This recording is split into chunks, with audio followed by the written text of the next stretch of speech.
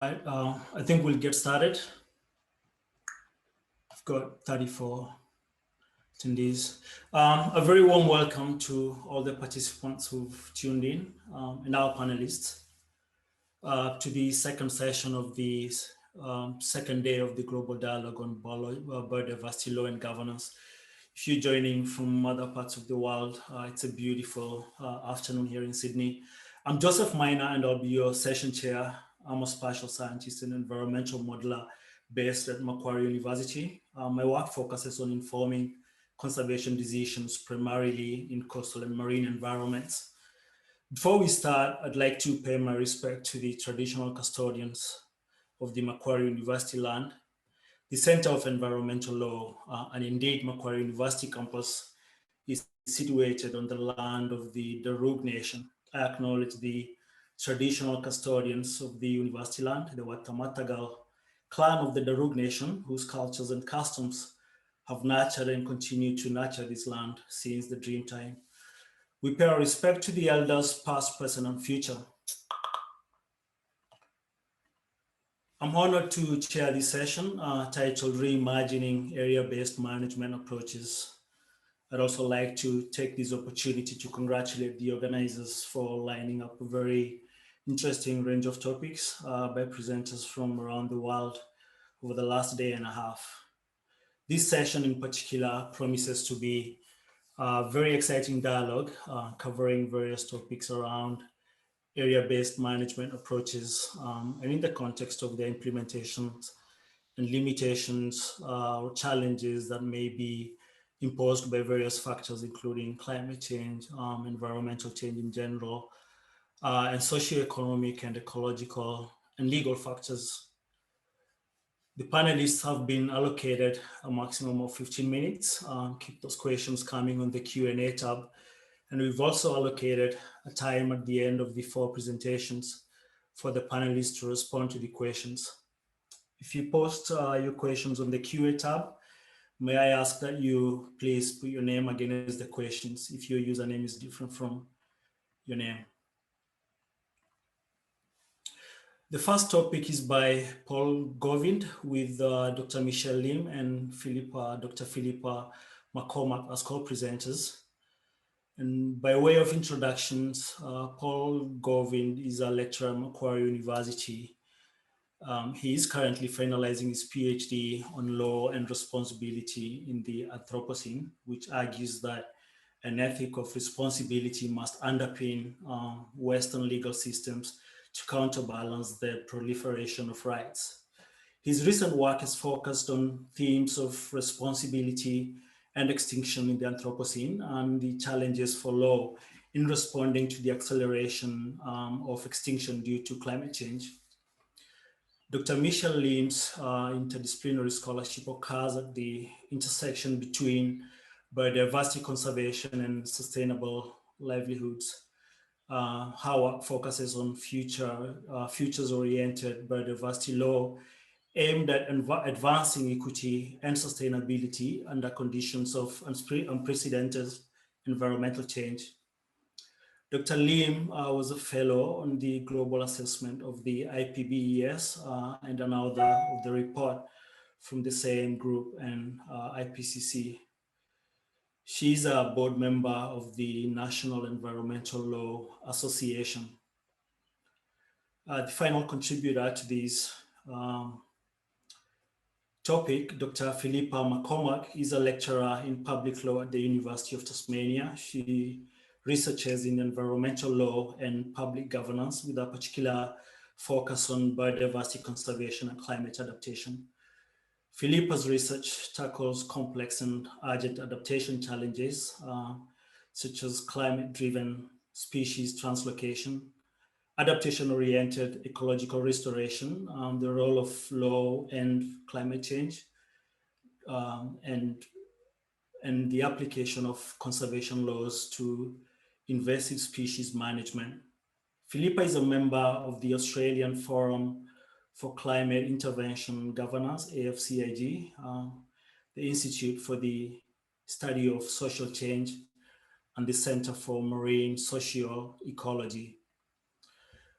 On behalf of QHI's co-presenters, Paul Govind will be presenting the topic on climate refugia and futures approaches to law, protecting nature in a changing world. Paul, I will turn this over to you. Thank you. And I'm going to turn immediately over to Michelle, who will be introducing the paper. Thanks, Paul. Thanks so much, Maina, who in that really wonderful introduction illustrates our excitement of bringing our previous work together to look at the question broadly about how we need to, but how we do more anticipatory approaches to law, and here in the specific context of climate refugia. So very much building on Maina's wonderful introduction, I'll be talking about why futures approaches are needed. And then I'll hand all over to Philippa, who'll be talking about why we need to think about climate refugia as a futures approach, a particular futures approach. And Paul will be rounding off talking not only about how planning law can do this, but taking a place-based approach to how we can engage, talking very much to the theme of this session, how we can engage with new approaches for reimagining how we do area-based law and environmental protection into the future. So one of the key findings of the Epbc global assessment is the fact that climate change is already one of the third most important driver of biodiversity loss globally. The two others being land use change and also overexploitation of species. What the recent Epbc IPCC co-sponsored workshop report highlighted is how, while in the past, land use change and overexploitation have been the key causes of biodiversity loss, in the 21st century, climate change is likely to become the most significant cause of extinction of species loss. And in Australia, we have this unwanted mantle of being one of the countries with the most mammalian extinctions in the world. And at the same time, our laws, not just environmental law, but law generally, is really reactive and sector-based and crisis-driven. And so part of our argument today is the need to move beyond these reactive approaches to more anticipatory approaches to law, for legal frameworks which anticipate, take into account what could happen and plan for that rather than responding in a crisis-driven approach. And a key way of doing that is through climate refugia. And Phil will pick up from here. Beautiful handball. Thanks, Michelle. I have the enormous privilege of joining you all from Muwinina country in the shadows of Kununyi, Mount Wellington, in the beautiful Lutruwita, which is now known as Tasmania. And I acknowledge their elders, past and present. So the Muwinina people managed this land for millennia, not just as pockets of precious refuge, which is kind of the topic we're focusing on in our paper, but as family. And across millennia, including substantial periods of change, an ice age, for goodness sake, we'd be in a very different place with our biodiversity management if we lived that kind of love for country. And so as a starting point, I think we find ourselves in a really problematic place for future focused conservation, because we've spent so long, as Michelle mentioned, reacting. You know, we do this kind of threat-driven management and we do that poorly. So there are a whole lot of things that we could use as a starting point, like, I don't know, implement the law we've got better. But if we set that stuff aside for the moment, properly resourcing law is another really big one in Australia, but set that aside for now and considering this idea of climate refugia. I'm going to start by defining it. So the concept of refugia or refuge is broader than climate change, but in a climate context, what we're talking about is identifying those specific places, whether they are already in protected areas or not across the landscape, that species can contract their ranges into and persist within during unfavourable climates. And key properties of refugia that promote their persistence as the climate change include things like the capacity of those areas to buffer species from extreme events like fire, drought, heat waves, and so on. Sustain long-term population viability and evolutionary processes, minimise deleterious species interactions, and perhaps most importantly in an Australian context, those refugia have to be both available and accessible to species under threat. So what does this concept of climate refugia mean for Australian biodiversity and Australian conservation? There's this really excellent report by a researcher called April Reside from the University of Queensland and a few of her colleagues. And two key lessons emerged from that report about identifying climate refugia in Australia. They include that high elevation areas are going to be really, really important refugia as the climate changes. And perhaps unexpectedly for some of you, Australia is really quite flat, remarkably flat. Our mountains aren't that high and there aren't really that many of them. But we do have a mountain range that kind of runs down the east coast of Australia. And it is absolutely clear from April Reside's modelling that Lutruwita, Tasmania, the island state that I live in, and the east coast of mainland Australia contain some of the most important areas of climate refuge into the future. And that includes areas in the Blue Mountains, which Paul's going to speak about in a moment. And really importantly, we do not do protected area conservation, including management, with an eye to the future. Many of our protected areas have been convenient places to protect.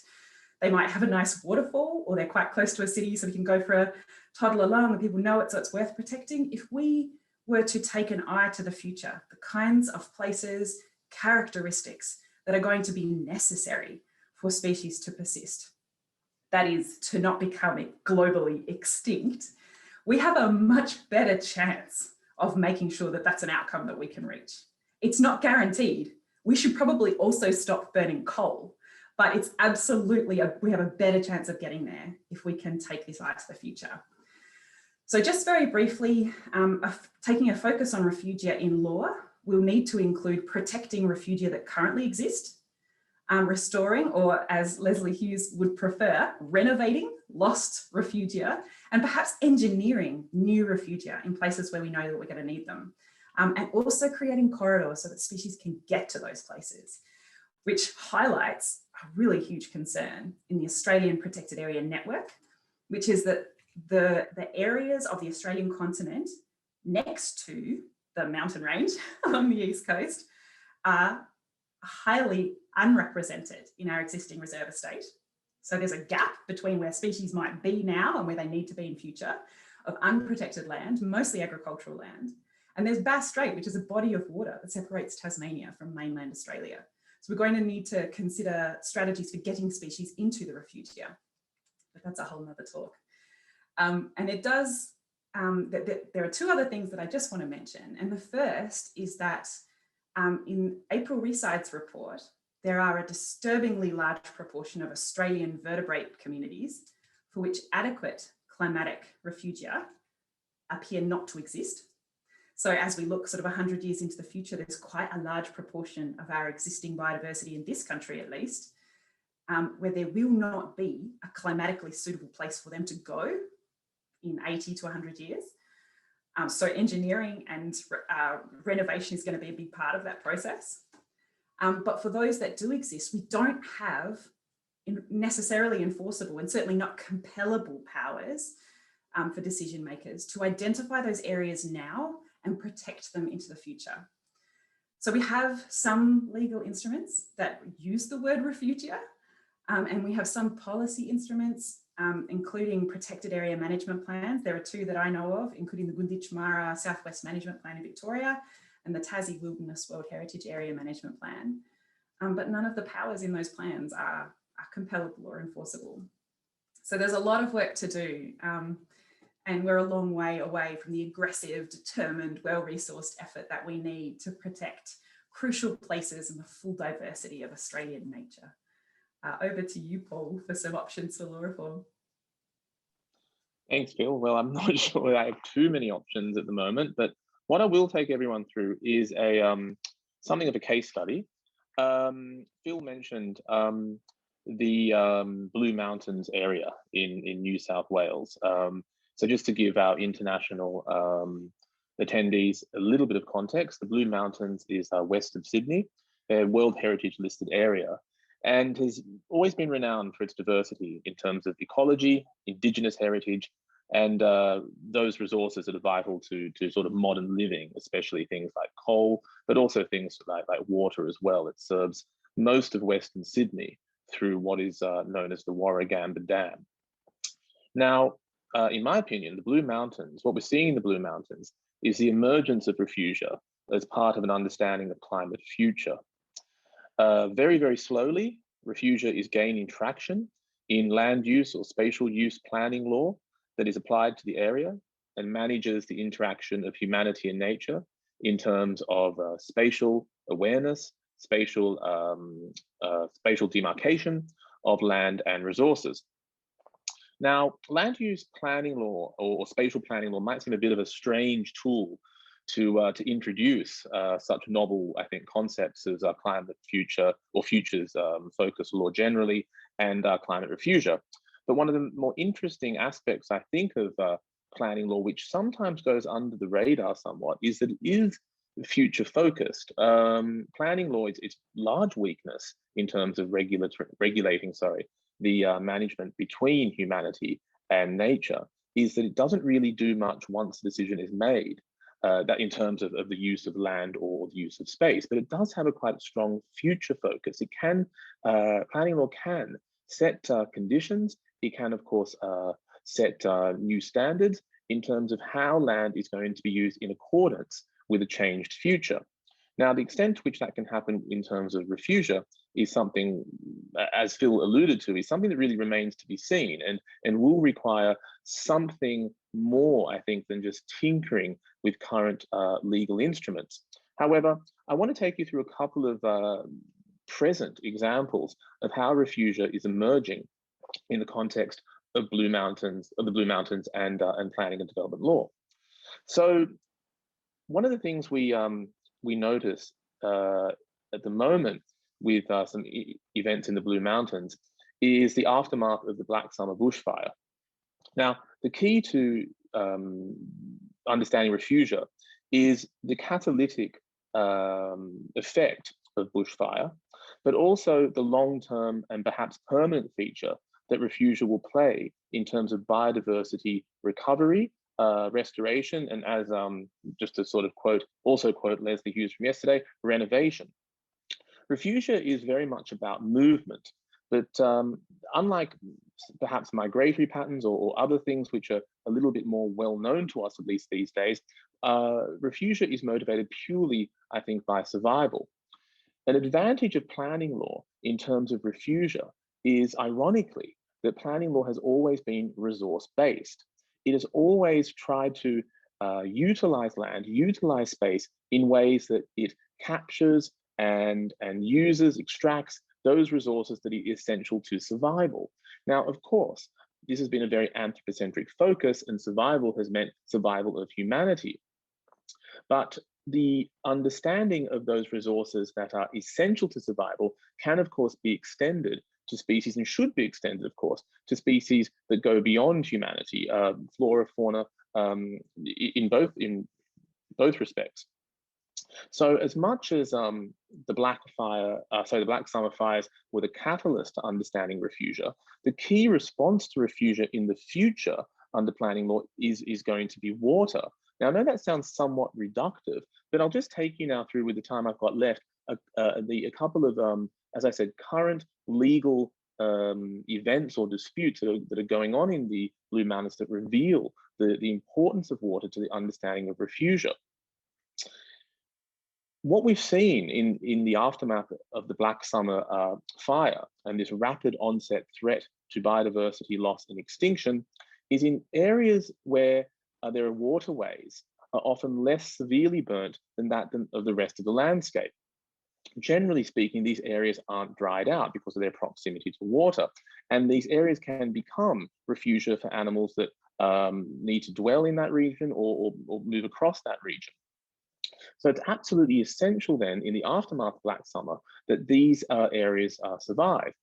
What we've seen though, unfortunately, in a recent ongoing development, I guess you'd call it land use development, and the development I'm referring to is the extension of the Warragamba Dam wall. What this extension of the Warragamba Dam wall will mean is the flooding of areas of refugia. Now, this has taken a particularly nasty turn. The New South Wales government has pushed ahead with approval of this dam wall extension, despite the knowledge that it will flood potential areas of refugia. The federal government has actually intervened or threatens to intervene and has said that legally this decision may very easily be challenged under the principles of ecologically sustainable development and particularly the precautionary principle. Now, the response from New South Wales has been to sort of look at the environmental assessment documents, and they've said, we want to reduce any references to flooding, any references to refugia, and by doing so, reduce any understandings that there could be uncertainty in terms of the environmental impacts of this particular dam. Now, this really doesn't bode particularly well, because what essentially this legal advice is saying is that it does not want to, it's guarding against a significant change in the concept of harm under these planning law statutes. Particularly, it wants to guard against a form of harm that is future focused, in a sense that activities that are taken now can undermine the ecological values of areas that will prove critical to the survival of species on the background of planetary change. So to sort of bring everything together then, refugia in the context of the aftermath of the Black Summer bushfires in New South Wales and of course Australia could trigger a value change in our legal system. We are seeing in the Anthropocene a continued encroachment of, reduction rather, of space. We are seeing that an increasing entanglement between humanity and other species vying for space, which is absolutely critical for survival. And the key factor here that refugia, I think, brings to the table is, well, in respecting refugia, what does that mean to the anthropocentric, or until now anthropocentric, orientation of law? Do we necessarily say to ourselves, right, we respect that the refugia exists and therefore we will move around it? Or is it going to be a question of, well, there's too much uncertainty and we're going to sort of, I suppose, be predisposed to something which approaches more of the stronger sort of values of certainty and predictability that we've built into our legal system for generations? So these sorts of questions, I think, are really what's going to confront planning law and environmental law in years to come. And I think refugia is one of these topics when we look to the future that is really knocking on the door quite loudly and with an alarming sense of urgency. So yeah, so I think that pretty much concludes our paper. Thank you, everyone. Thank you, of course, Michelle and Philippa, for your contributions as well. Yeah, that's it. Thank you. Thank you, Philippa, Michelle, and Paul, for that very interesting presentation. And it was very useful to hear your perspectives on refugia. Indeed, refugia is it's a very important area, as they're considered as one of the last frontiers of biodiversity conservation, and therefore exposing the gaps in the legal instruments and legal frameworks around protecting these areas is highly relevant and important, and in particular with respect to the planning law. The next our next speaker is Harry Jonas, and Harry is an international lawyer dedicated to inclusive, equitable, and effective conservation After founding Natural Justice in South Africa to work on issues at the nexus of human rights and the environment, he initiated and facilitated the global process to define and develop technical guidance on OECMs, other effective area-based conservation measures. He is a founder and director of Future Law and co-chair of IUCN Specialist Group on OECMs. So Harry will be speaking to us about beyond protecting areas, other effective area-based conservation measures, and the conserved areas paradigm. So Harry, over to you.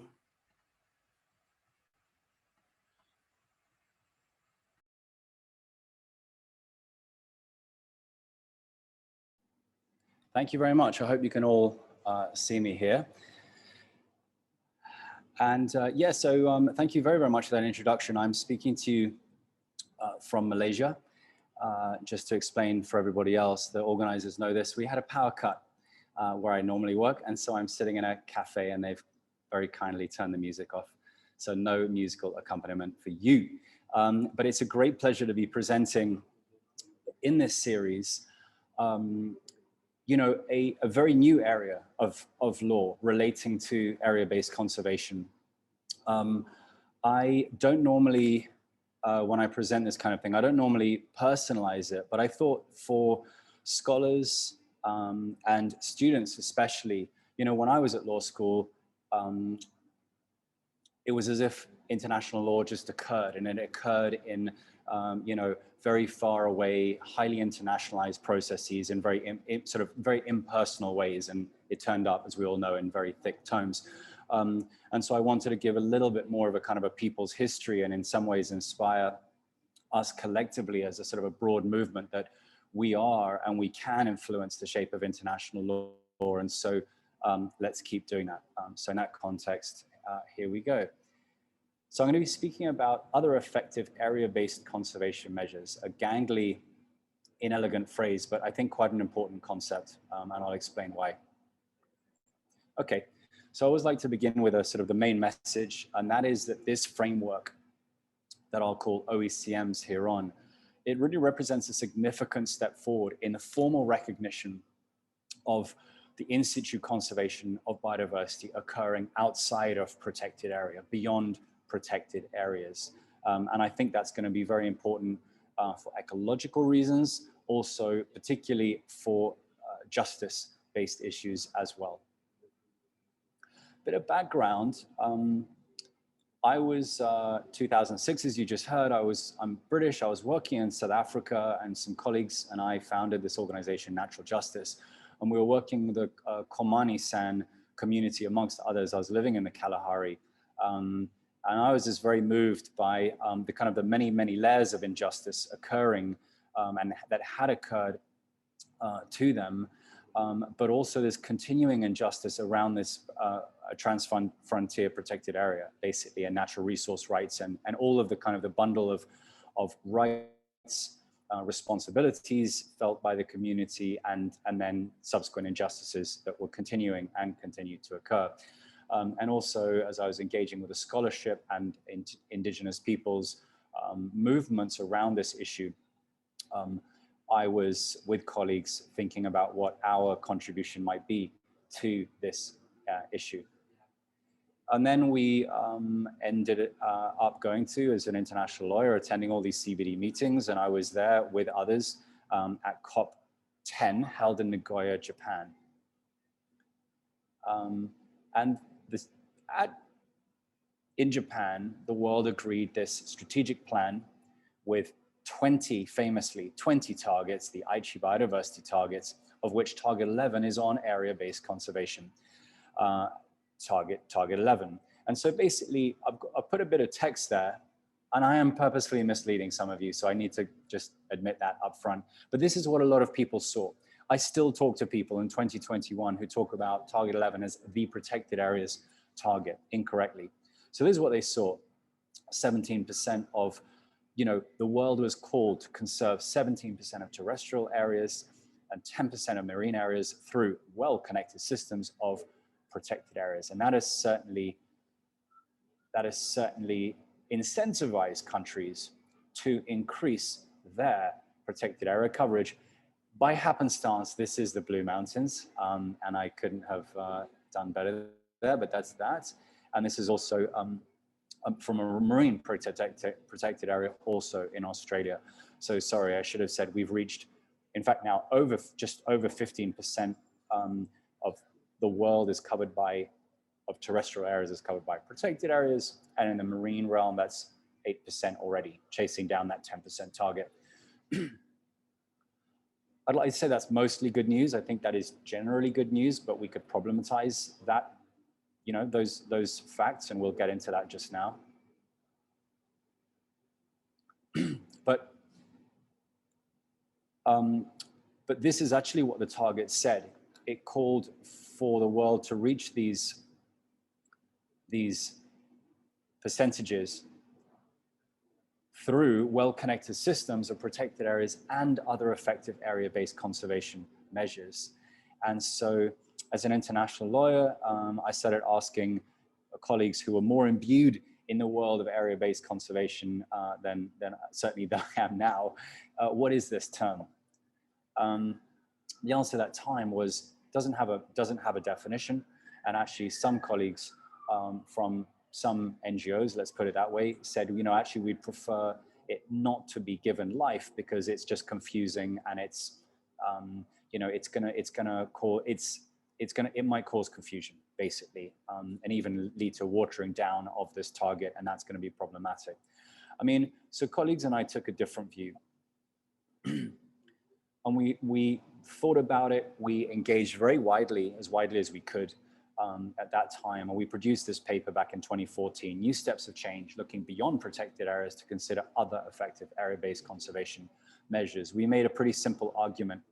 We said, if we could retroactively, let me read it like this, retroactively defining this term, other effective area-based conservation measures, it actually offers us a unique opportunity to better recognize areas that deliver the conservation of biodiversity outside protected areas, and better in two ways.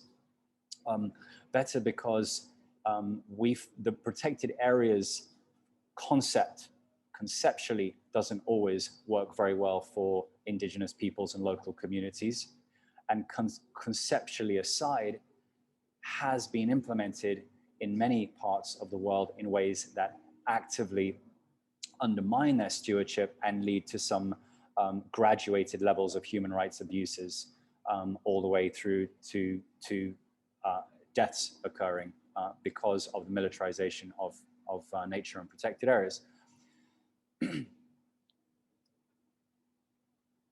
So that paper led to discussions within IUCN, and Kathy McKinnon, who's now currently the chair of the World Commission on Protected Areas, and I were asked to co-chair a task force, as it was at the time, on other effective area-based conservation measures to think this through and to develop technical advice for the CBD. And we did that from 2016 to 2018, and that task force has 140 people in it, and we work very hard, particularly from my perspective, you know, coming from my politics, to engage indigenous peoples, local communities, and different diverse, you know, people who govern natural resources beyond just quote unquote conservationists. Again, that term used in inverted commas. And in 2018, at COP14, parties agreed a definition and criteria for what is an Oecm. I will pause and I will just ask you to read this definition. Thank you.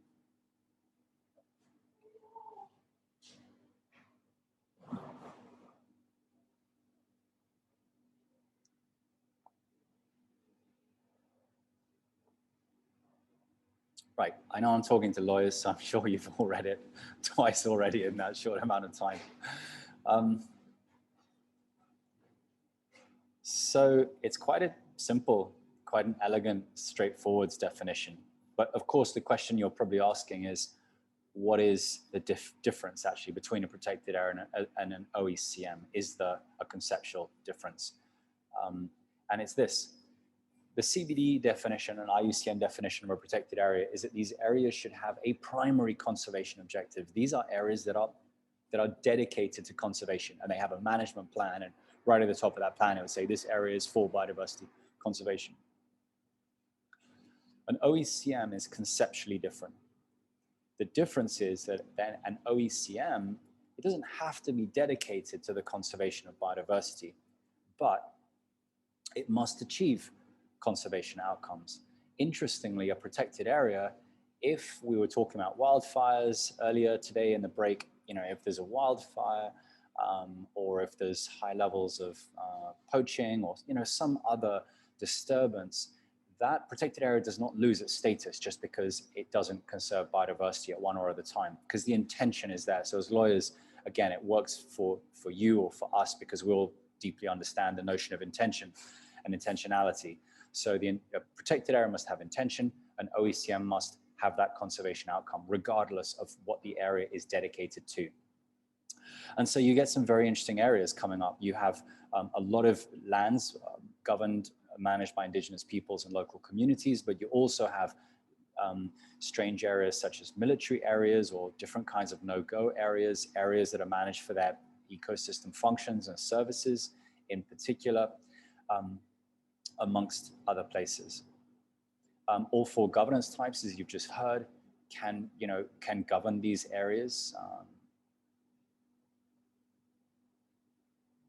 And I think particularly the private sector is going to be very interested in this as well. And overall, OECMs provide recognition. You know, being recognized as an OECM can provide greater recognition, support, and security to these diverse areas occurring outside, you know, in landscapes and seascapes, outside, beyond connecting protected areas. The point I want to underscore very strongly is that this new framework really requires us to take governance and existing governance structures very, very seriously, because these are existing areas and they are existing, and these areas are being governed and managed. So any external agencies, academics, government, NGOs, funders need to, first of all, fundamentally understand what is occurring there, and then based on free, prior, and informed consent in the context of indigenous peoples and local communities, or, you know, just generally consent of the land or sea owners, engage respectfully in working out how to support those areas if support is actually needed, or forms of recognition.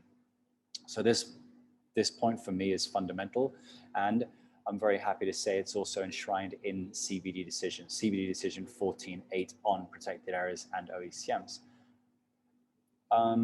Already we have developed a set of guidelines published by IUCN, and we're working on a site level methodology to enable this whole framework to be rolled out. And what you're looking at here, sorry, that's slightly cut off, but I can talk you through it. There are already 5, so this framework, as I explained, only just began in 2018. There are already over 500 OECMs that have been recognized around the world in 5 countries that you can see on screen there. The UK, Algeria, Canada, Philippines, South Africa, and the UK. Already covering a total of 1.6 million square kilometers. And you can imagine the potential effect of this framework when, you know, 192 countries starting engaging with it. It could be fundamental, lead to a fundamental change of that map that you're looking at, dominated by green protected areas. The question we want to ask ourselves is, how do OECMs change the dynamic when we start engaging all those different stakeholders across all these different countries?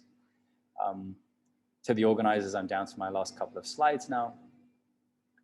So this is so important because in the new post-2020, now post-2021 global biodiversity framework, the new area-based target is target 2. This is the draft target 2. And as you can see, it's currently calling for, by 2030, to conserve 30% of the planet through protected areas and OECMs. And it's really my view that a great amount of increase, should we say, in area coverage will be through through OECMs over the next 10 years, which can be a good thing if those processes are run, equitably according to all rights holders and stakeholders' rights, and the ecological conditions of those areas are taken seriously. Not so much if either of those two, equity or effectiveness, are not taken seriously, and we end up with either unjust OECMs or ineffective OECMs. So I think this is really one of the major challenges over the next 10 years in this area. And this paper just out, where we put a lot of this together and drawing on this, this first presentation this morning, kind of featuring OECMs and what it is doing to what its contribution to area-based conservation more broadly. And here our main argument is that OECMs, this new CBD decision, is really precipitating a shift from what we had before, which is a protected area paradigm, to a conserved areas paradigm going forwards, with a much greater focus on equity and conservation effectiveness. And so with that, I thank you very much. Again, the organizers and everybody on this call, please be in touch with me direct or through the IUCN WCPA specialist group website as well. Thank you very much. Thank you very much, Harry, for that interesting presentation. Indeed, highlighting the critical role that OECMs are playing, not just for the biodiversity conservation in the present, but also for the future. In the interest of time, we'll now go to the next speaker, Nabila Siddiqui. Nabila Siddiqui is a doctoral candidate at Christ University in India. And she's a rising star, and she's won a couple of prizes. Dr. Shankar Dayal Sharma Gold Medal, the Ines Prize, among others. She has previously worked at National Law University, Jabalpur, and the National Green Tribunal Principal Bench in New Delhi. Her interests include constitutional law, environmental law, and feminist jurisprudence. She is an active member of the Global Network of Human Rights and the Environment and the International Society for Therapeutic Jurisprudence. Nabila will be presenting on Bridging EIA and Biodiversity, a study of the Andaman and Nicobar Islands in India as a case study. Over to you, Nabila. A very good morning from India, because it's a bit early for us. It's approximately 10 a.m. in the morning, and I'm used to getting up a bit late these days because it's work from home. Anyways, so coming to the topic, I had a presentation, but then I'll just probably speak. That would be more of a like a connection that can be brought about. So since the topic that I chose is bridging EIA, that is of course environmental impact assessment and biodiversity. The reason that I chose this topic is I think almost all of us might be aware with the ongoing developments that are happening in the islands of Lakshadweep and of course in the islands of Andaman. Now, if I were to ask you, just picture Andaman in your dreams, or probably just close your eyes and imagine an island as beautiful as Andaman. So the first thing that comes up to our mind would be the color green, a lush and a green forest, a forest where there is, both man and the environment living in tranquility. So that is the beauty of Andaman. And of course, Andaman in its own sense has a lot of importance to India. Now, if I were to talk in the geographical sense, the islands, that is Andaman and Nicobar Islands, have a very crucial importance and play a very important role for India, not only in terms of environment, but there are many things beyond. Now, if I were to highlight a few, I can very safely say that they are a key source for trade. They are a key source for the conserved ecology that is present there. And of course, most importantly, and that is where our debate comes up, that is security and geopolitics, where we've been actually hooked to the idea of Act East policy. We are actually viewing these islands as one of the most important source of not only protecting it in terms of security and playing a very dynamic role as far as international relations are considered, but we're exploiting the ecology to the benefit and to the cause of development. Now, there's a question that comes up. And I think any one of us who might have studied constitutional law or comparative constitutional law, we know the fact that there has always been a dispute between development versus environment. And whenever there are these two conflicting concepts, that is development and environment is considered, we adopt a very beautiful principle in the Indian sense that we call as the harmonious deduction principle. Now, what happens in harmonious deduction principle, what we do is we try to create a harmony between development and environment, so that at the same time, both of these things are balanced. But unfortunately, as far as the projects and as far as the development taking place in Andaman is considered, they are not being followed through the harmonious deduction. There has been a tilting of balances and the tilting of the scales, which is apparent or which is prima facie available or seen not only from news, but also from the activities that are taking place. Now, when I say this, let me go back to the idea that why initially the EIA was introduced. Now, all of us might be knowing that it's very important for any project to come up to have a EIA clearance or to have an environmental clearance.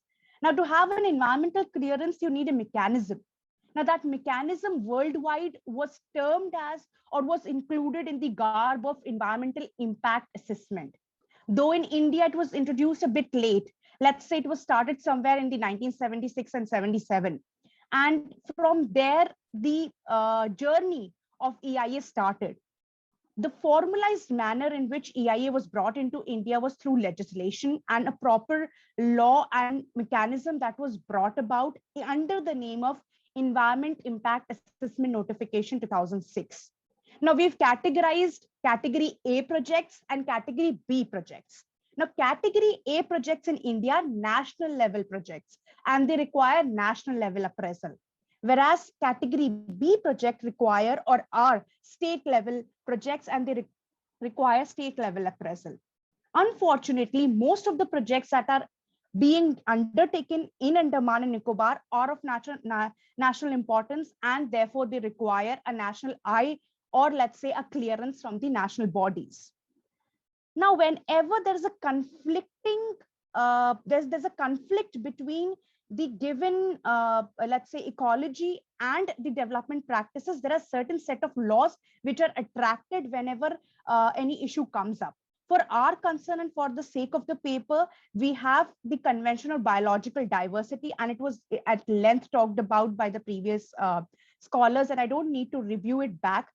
And in sense of India, we see that India ratified the CBD in 1994, and it was the Ministry of Environment and Forests which actually has taken a very active role in propagating the principles of Convention of Biological Diversity. Now, sadly, there's one thing that comes up to our mind, and there are certain loopholes that are present in the Indian laws. Now, India has a proper law that deals with biological diversity, and it is based on the principles of the CBD, but it has its own loopholes. The number one, or let's say the most important gray area, is the fact that we use the term guidelines as well as regulation. Now, there is a very contrasting problematic situation when you use guidelines and regulations and try to equate them under one line in the legal sense. Now, coming to a more, let's say, a more environmental sense, the idea of calculating percentage and exempted activities is another gray area which the Indian legislations and the judiciary has failed to look in. The third most important gray area, which again needs a revisiting, is the fact that there is something called as securing benefits, and it is completely silent on the concept of sharing and access benefit sharing.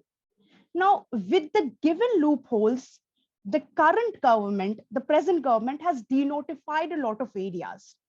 Now, if I were to recapitulate and give you a very prompt scenario, then I would like to put up the fact that in September 2020, there has been a response call from the Union Territory administrations, and sadly, there has been massive deforestation in Andaman Nicobar Islands. But this massive deforestation was compensated by afforestation in a completely remote area, which is another state in India called as Madhya Pradesh. So you are uprooting the trees in a coastal region and saying that we will, compensate or afforest or do afforestation in a different zone altogether, which would have a very negative effect altogether, cumulatively. Then on January 1st, recently, that is when the COVID situations were on the rise, we saw that the island coastal regulation zone of the Great Nicobar Island was reduced. And we saw that the construction work was barred within 200 meters of the coastal island, now can be carried out within 100 meters.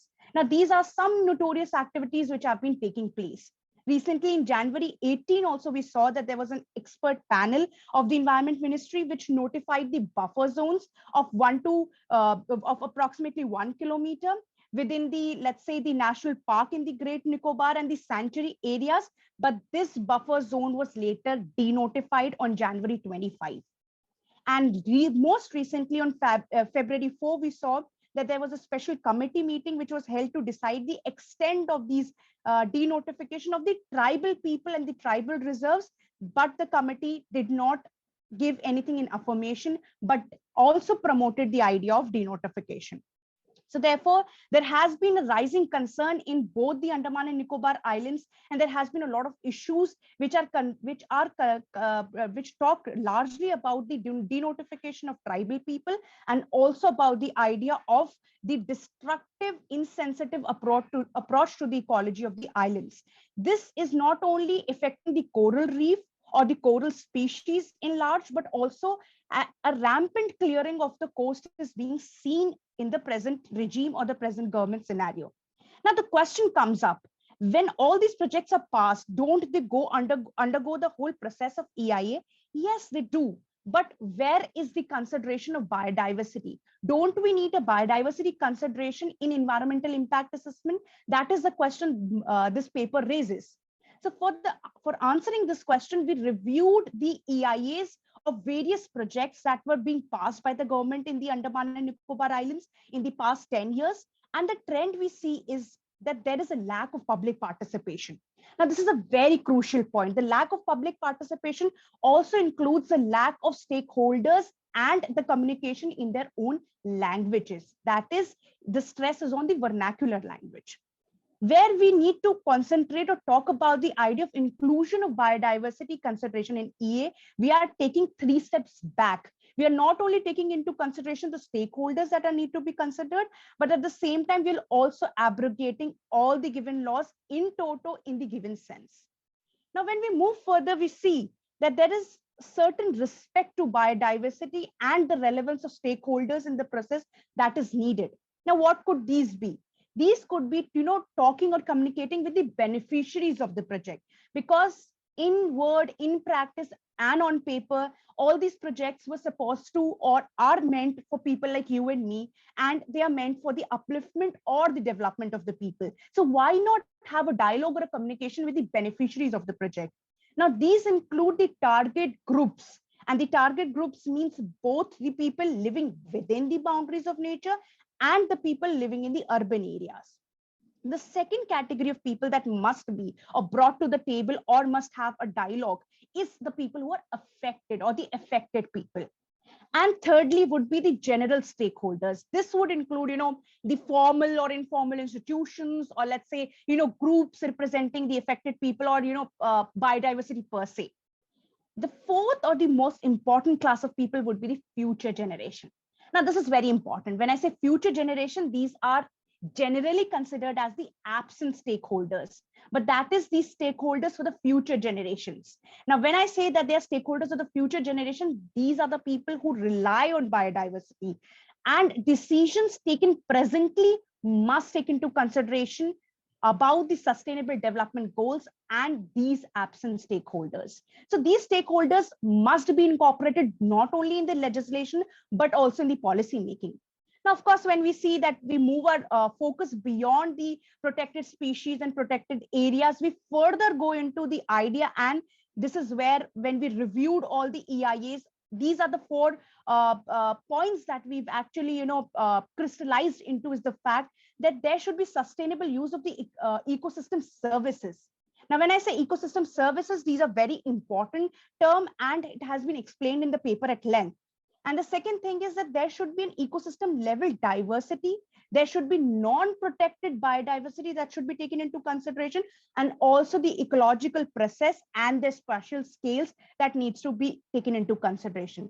The other important fact is that the terms of reference should be unambiguous. They should be specific. They should be compatible with the ecosystem approach.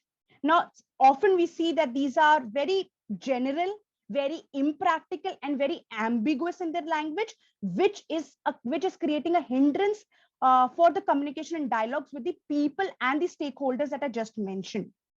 Now, when we move further, we see that to provide a sound basis for assessing the significance of the impacts, or the, let's say, the baseline conditions, we should see that there is a proper definition and quantifiable approach to the amount of losses, not only in the present sense, but in the futuristic sense. Therefore, the baseline conditions must be dynamic, and they should definitely imply the present and the expected future developments in the proposed projects, which is to be implemented, and it needs to be included. Now, when we see further, there is a lack of field surveys, quantitative data in the Indian sense. And when I say this, most of the data is not in the public domain. And personally, when I was working on this paper, I had a lot of difficulties accessing a lot of information, and I had to, actually have a connection, or let's say, have to invoke my connections in the people with the people living in that area to have a one-on-one understanding of what the situation there is. So a transparency is needed. A meaningful analysis is needed, a broad term, long perspective, which enables a cause and effect change in the time and space that is, being considered, must be the important elements for assessing the biodiversity impacts.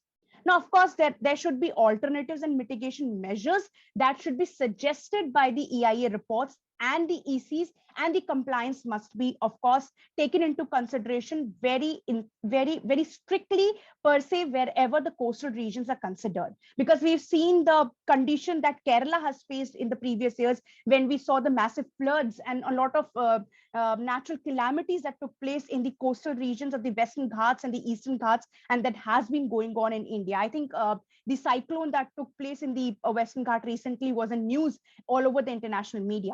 Now, another important point is the point that needs to be understood, and it's a more technical point. That is, there should be guidance for scoping on biodiversity issues. Now, when we talk about the inclusion of biodiversity in EIA, we should start from the level of scoping. And scoping is one of the processes in the long procedures where EIA or EC is considered, that is, environmental clearance is being granted. Now, this needs to be developed at a country level. And when I talk about India in the Indian sense, it must come with the transparent data, or let's say the guidance for determining the levels of acceptable change that is there, and also facilitating decision making. So therefore, assessing and evaluating the impacts not only in the given situation, but taking into consideration the biodiversity and having the capacity development is the need of the hour. And that is something that has been highlighted by this paper. And the reason why I took case study of Andaman and Nicobar Islands is for the simple reason that they're not only eco-fragile in nature, but at the same time, the issue has been brought not only to the media, and the current problems that are being faced is something that needs to be thought about in the larger sense, because we've been having discussions, we've been having reports which continuously say that these islands are on the verge of being submerged underwater given the climate change, given the rise in temperature. Therefore, this whole idea of balancing the development with environmental concerns is the need of the hour, not only through the judiciary, not only through the policy making or draft notifications, but also through the whole structural change in the idea of EIA as far as India is considered. I think that's all I had to say. Thank you so much. Well, really interesting presentation, Jabila, highlighting the development and environmental management discourse and the gaps in the legal framework in the EIA process, and highlighting in particular the need to embed laws specific to biodiversity conservation within EIAs.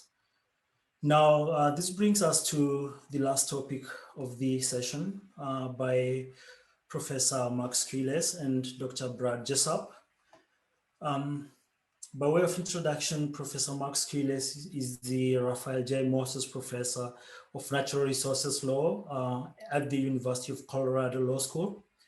His teaching and research focus on environment and natural resource law and policy. He has worked as a lawyer for the US Department of the Interior, and in 2000 was appointed Special Assistant to the Interior Solicitor, where he worked directly with the Interior Secretary, Blue Babbitt.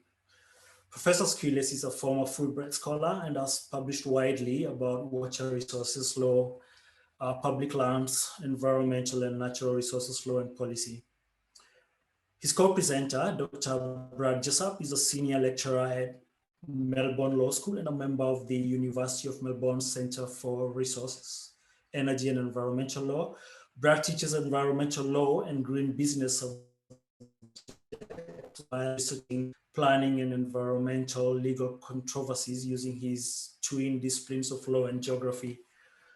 Brad research offers global, national, comparative, and local perspectives and has included projects on protected areas, valued habitats, and iconic and threatened species. Professor Squiles will be presenting their paper on A Tale of Two Species. Over to you, Professor Mark. Thank you so much. It's really a pleasure to join all of you this evening. At least it's evening for me. It's actually quite late at night here in Boulder, Colorado. It's about 11 p.m. Here, a little bit past my bedtime. So hopefully I'll be able to stay awake for the presentation. Brad and I want to talk about a project we've been working on, which is essentially a comparative study of our two endangered species laws, but we want to do it through the lens of two iconic species in our respective countries. And so I'm going to be talking more specifically about the greater sage grouse, an important species here in the Western United States, and Brad will be talking about the Tasmanian devil. We're going to do a little bit of a tag team here in terms of how we present. I'm going to describe our US Endangered Species Act briefly, and then Brad will shift and discuss the Australian endangered species laws. And then I'll come back and tell you a little bit about the greater sage grouse and its situation. Brad will then talk about the Tasmanian devil, and we'll try to wrap up our presentation. Let me see if my these are not going to go down. Let's see. Here we go. Okay, so let me just briefly describe for you the key components of the US Endangered Species Act. I mean, it's a rather complicated statute, and I'm only going to give you sort of a brief overview, but I like to think about the US Endangered Species Act in sort of four different parts or aspects. And it begins, of course, with listing a species as, in the US law, as either endangered or threatened. Listing is done in the United States by a notice and comment rulemaking process. It can be done at the initiation of the US Fish and Wildlife Service, or for marine species by the National Marine Fisheries Service. It can also be commenced by petition by really any interested party. It's very, very common for non-governmental organizations to file petitions to list a species, and the government has to respond to those listing decisions within 90 days. Indeed, it was petitions that kind of triggered a lot of the work on the greater sage grouse that we'll talk about here in a minute. The second part of the program, before I get back to conservation, let me talk about listing a little bit more. I failed to mention that in the United States, listing is done strictly on the basis of the best available scientific information. You cannot use data regarding the costs or economic costs associated with listing an endangered species. It's strictly on the science, and there have been a number of lawsuits that have been filed when the government has tried to introduce economic issues into the equation. While they're listing a species, the government is supposed to try to also designate critical habitat for the species. In designating critical habitat, you can take into account economic kind of factors, but the government does have to designate critical habitat. It can do it up to 1 year after the species is listed as an endangered or threatened species, but it is not allowed to just delay that decision forever. Okay, so then the second part of the US Endangered Species Act concerns conservation. Fairly common sort of idea, but here the US law defines conservation as the use of all kinds of procedures and methods necessary essentially to bring the species back to the point where the protections of the law are just no longer necessary.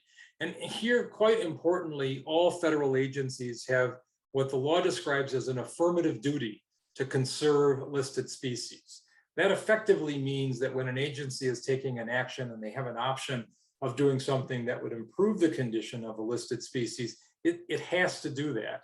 And conversely, it cannot take action that are going to compromise the situation with that particular endangered species. So this is a potentially powerful tool that private parties can use to try to demand adequate protection for endangered species. The government does also prepare a conservation plan, and again, that conservation plan, which is required for all species, has to essentially lay out the roadmap for how you get the species back to the point where the law's protections are no longer necessary.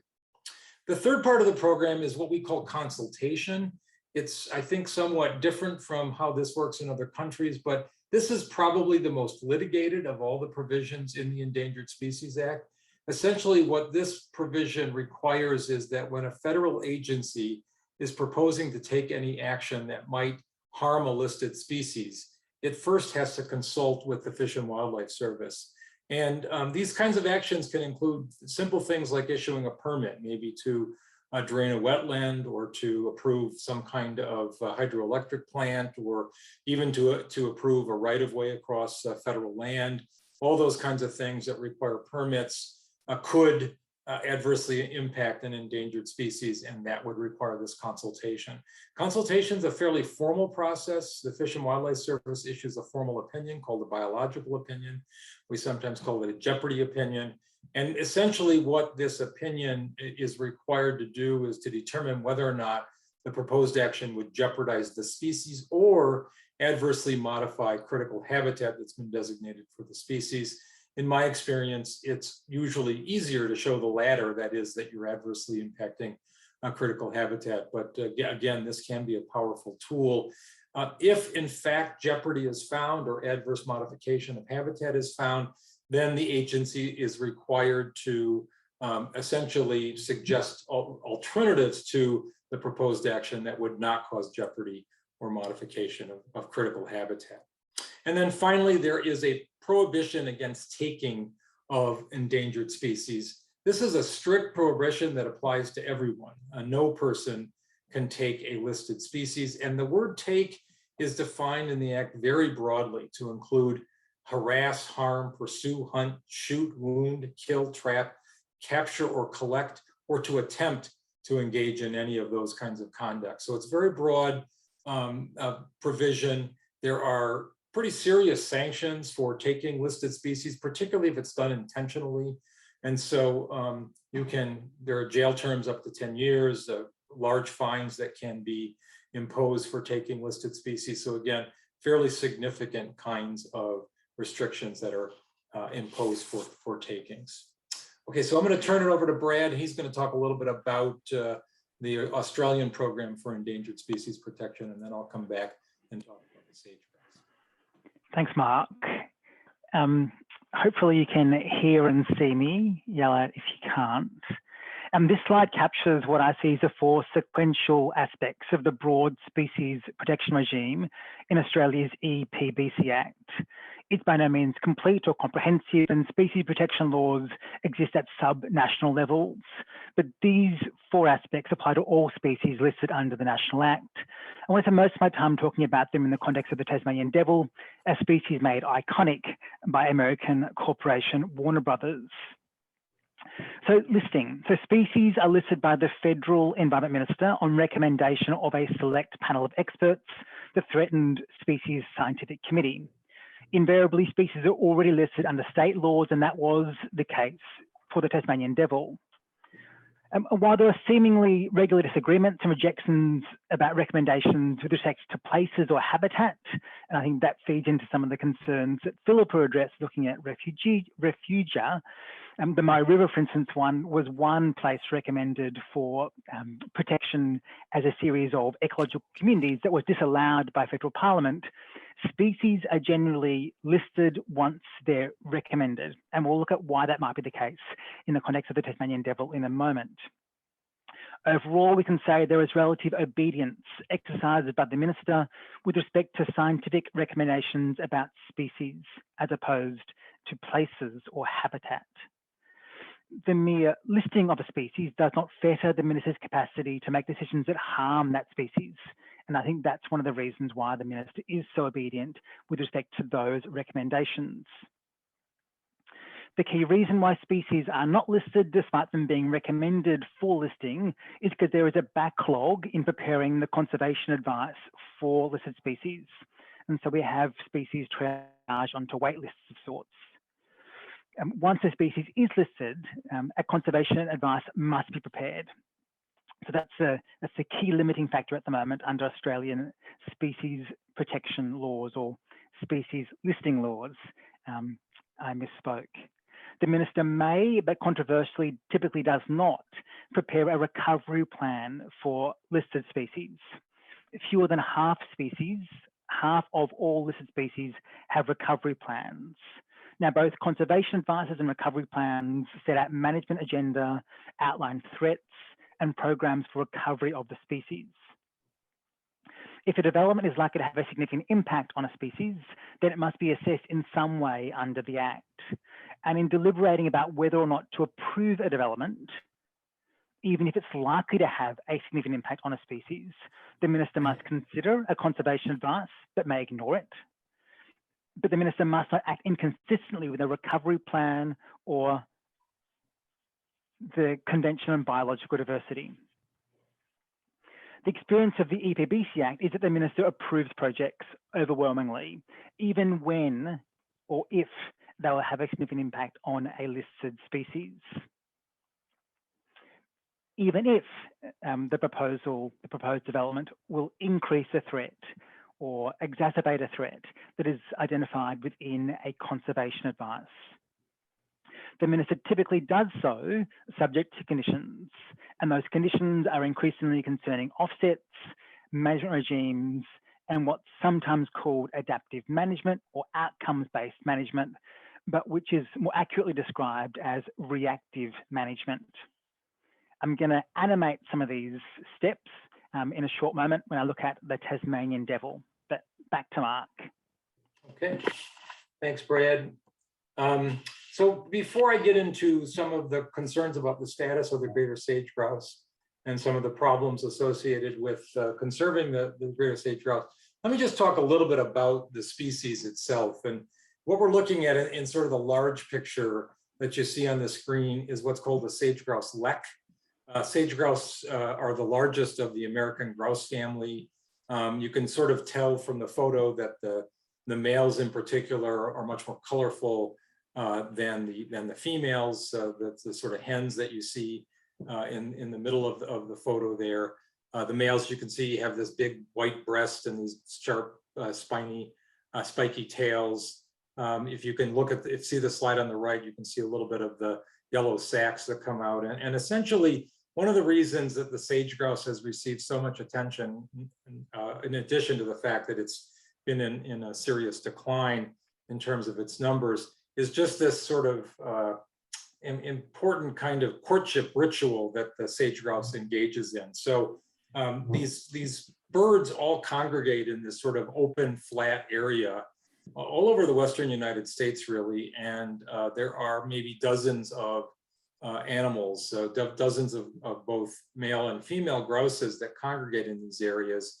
And there's this sort of elaborate ritual that the male goes through. It is sort of this dance. The male fans out his tail, puffs up his chest, blows up these little sacs. It causes this large popping sound that sounds like you're uncorking a champagne bottle.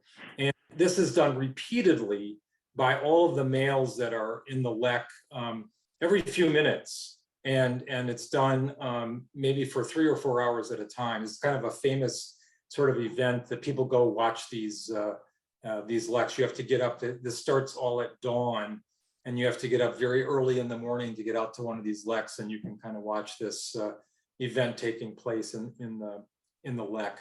What happens then is that 1 or 2 of the males typically dominate the mating process. There are usually only a couple of these males that actually mate, and what happens is the hen will spread her wings and lie on her belly, and then they will mate, and then the female will fly off. She's already probably prepared a nesting site a couple miles away, and she'll fly off to her nesting site and lay the eggs, and that's the sort of end of the ritual. Again, it's sort of the reason, one of the reasons that these species get so much attention is just this interesting ritual that they have for mating. But of course, it's also because of what's happened to the species. So the sage grouse uses what's called sage steppe ecosystem. The big sagebrush is the sort of most important species in this area, and it's been declining pretty rapidly in the Western United States. And because of this sort of rapid decline of the big sagebrush, the data suggests that we've lost about 80% of the sage grouse in the Western United States over the last 50 years. And it's really accelerated in more recent years, so that I think 40% of the species has been lost since 2002. And what happened essentially is that lots of different factors contributed to this in addition to the loss of sagebrush habitat. A lot of areas were reclaimed essentially by forests, and these were not native kinds of forests, and so that took away some of the habitat. But probably more prominently, we've seen a grazing and mining and oil and gas development and other kinds of development activities that have essentially removed a big sagebrush habitat and limited the number of places where sage grouse can thrive. And so what happened as a result of this precipitous decline is that we had 8 separate petitions filed by NGOs to designate these greater sage grouse as a listed species, as an endangered species. These sort of went on for a long time. The U.S. Fish and Wildlife Service ultimately concluded in 2010 that the listing of the species was warranted but precluded. This is sort of an interesting category. So when you file a petition, the agency will respond to your petition, either that it's warranted, that it's not warranted, or this odd third category, warranted but precluded by other priorities. The idea is that the agency should essentially engage in triage and try to identify the species most at risk first. And they concluded that that sage grouse was warranted but precluded for listing. What happens when you're warranted but precluded is there's this really aggressive kind of monitoring that has to take place, but the species isn't listed. And so the species doesn't enjoy all the protections of the law. But if the monitoring shows that the species is getting in worse trouble, then you have to go ahead and actually designate it. And you have to use an emergency kind of process to get it designated. Well, this went on for a while. There was litigation over the decision not to designate the species as an endangered or threatened species. And then in 2015, the Obama administration essentially was able to engage the 11 states that were affected by this into agreeing to a program. And the program was essentially designed to avoid having to list the species as endangered or threatened. I mean, it does show you, I think, to some extent, the power of the US Endangered Species Act, because all of the Western states, including very conservative states in many situations, were afraid of what would happen if the species was listed, because it would really affect how development could take place. And so they were willing to work with the Obama administration in getting the sage grouse protected so that they then would not have to list. And so they came to this agreement. They adopted this really remarkable kind of strategy that enjoyed the support, not just of the states, but of the NGOs and even of developing companies that were concerned about the sage grouse. And so it was largely a success, I would say, and it led the Fish and Wildlife Service to decide ultimately that listing the grouse was not warranted, because remember that when you're deciding whether to list, you can take into account the conservation efforts that are taking place. it's kind of all fallen apart now, and it shows you, I think, the fragility of the US Endangered Species Act. When Trump came in, he wanted to promote mining and oil and gas development and more grazing. And so he basically threw out the agreements, even though the states had largely accepted them and were actually implementing them. And the Biden administration shows every sign of bringing some of these agreements back, but nobody really knows at this point how well that's all going to work. And certainly the protection of the sage grouse is no longer assured. Okay, Brad. The Tasmanian devil is listed as endangered in Tasmania law and by the IUCN in its Red Book, as well as being listed as endangered under the Epbc Act. And human interaction, especially the building of roads and the clearing of habitat, are notable threats to the devil. But it's the facial tumour disease, the causes of which are unknown, but the ease of transmission of which is alarming, that presents the greatest risk of further decline to the species. It's a disease, however, that most recent science tells us the species will recover from over a series of generations, provided we can keep them alive over those generations. Next slide, if I can, Mark. It was the uncertainty about the effect of the facial tumour disease that caused the minister to heighten the devil's listing category. It was originally listed as vulnerable in 2006, but then was listed as endangered in 2009. There's a 2006 conservation advice that was prepared and it identified a recovery plan as being a high priority. The Tasmanian government drafted a recovery plan in 2010, but has never been finalised or adopted by the federal minister. So not only have the federal minister going soft or reluctant in developing those plans to seek recovery of this species, and then be bound by that recovery plan in any decisions that he or she may make about project developments that affect the species. The minister also decided not to protect the Tarkine region in the northwest area of Tasmania in 2010, a time when that was the only part of the state of Tasmania where the facial tumour disease had not spread. The minister declined to list that area, that habitat, because he conceded that he could not allow development of mines consistent with that listing. So the minister said, no, we won't list. And then 2 years later said, yes, we'll approve a couple of mines. And those mines were approved despite a finding that they will have significant impacts on the Tasmanian devil, and they will increase threats to the devil through the clearing of habitat and also the introduction of more trucks that will lead to roadkill of those species. The minister allowed those developments to occur, notwithstanding those impacts on the species, because he was content that he could issue a conditional approval that would allow the species to continue to exist outside of this place. The minister imposed conditions on the developers, Shree Minerals and Venture Minerals, to require them to pay a donation to a charity set up to try to establish an insurance population of devils out of their native habitat. And you may have seen news recently that those insurance population of devils have been located on Maria Island and have there begun to kill all the penguins on that island. The minister preferred ex situ conservation of the species, inconsistent with the CBD, which has a preference for in situ conservation. And this decision of preferencing ex situ conservation and allowing a development to occur conditional upon payment to a charity were upheld in 2 cases by the federal court in the 2010s. I previously argued that what these decisions represent is a giving up of species in habitat by law. There's a fatalism in the decision making, which, according to most recent science, which is suggesting that species will recover, means that the species will recover owing to its own resilience and not that afforded to it by the law or decision makers acting under the law. Back to you, Mark. Good.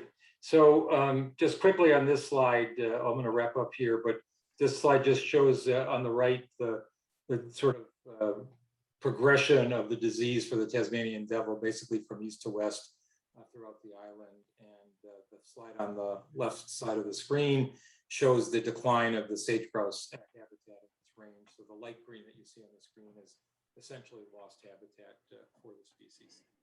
So when I think about endangered species, I often think of Aldo Leopold's famous quote that to keep every cog and wheel is the first precaution of intelligent tinkering. And I think that if we start looking at endangered species, we begin to realize that our activities, our actions, and the decline of many of these species is not living up to the advice that was offered by Aldo Leopold. And I think part of what Brad and I are trying to do with this project is to better understand how our two countries are protecting endangered species and failing to protect those species in any kind of adequate way. We're hoping to come up with some ideas that can promote, frankly, more intelligent tinkering. And I think some of the presentations today, you get this sense of the importance of making sure that we can find ways to adapt to a sort of a changing world that we're seeing from climate change. And I think that's going to be an important part of the conclusions that we ultimately reach here. So thanks very much. And thanks to everyone for their presentations. I learned a lot in this session, and I'm grateful for everyone's discussion. Thank you. Thank you, Mark and Brad, for your very interesting talk, describing the extremely difficult process for getting species listed as endangered. I also congratulate you on those efforts for your persistence. I'll now turn to the Q&A. We have just under 3 minutes, not a lot of time, hopefully to go through one or two questions in the Q&A. I'll read out the questions, and if they're not directed, the panelists can raise their hand to take the questions.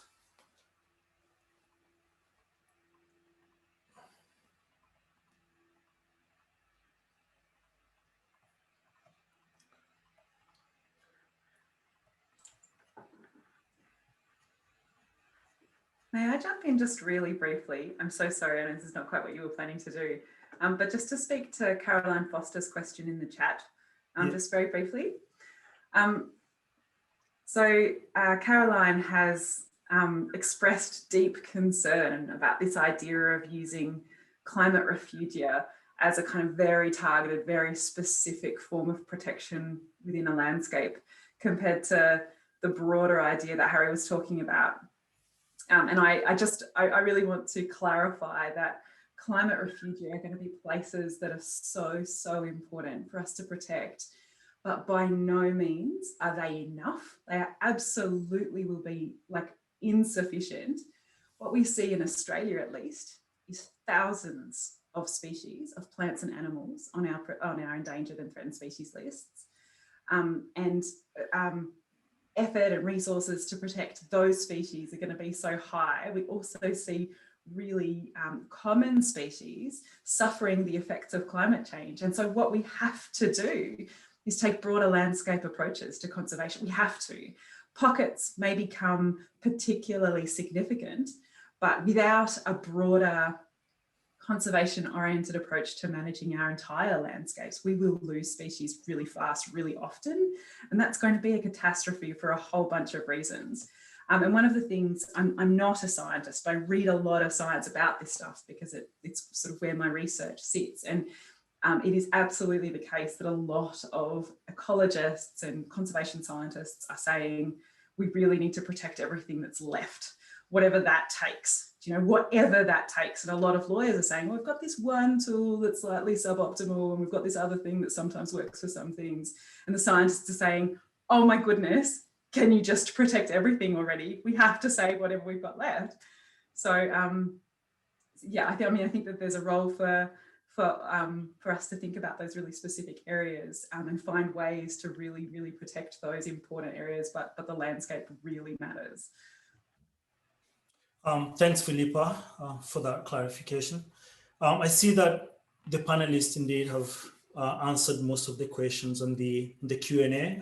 So thank you to all the panelists for taking the questions. We've come to the end of the session, which has also nicely sets up the next session starting at 7 p.m. tonight on legal approaches to biodiversity, in the Anthropocene. Unfortunately, in this webinar format, we are restricted to whistle or applaud the panelists. You've all been incredibly exciting panel. And on behalf of participants, a big thank you again for being part of this panel. Thanks to all participants and to the organizers. Thank you.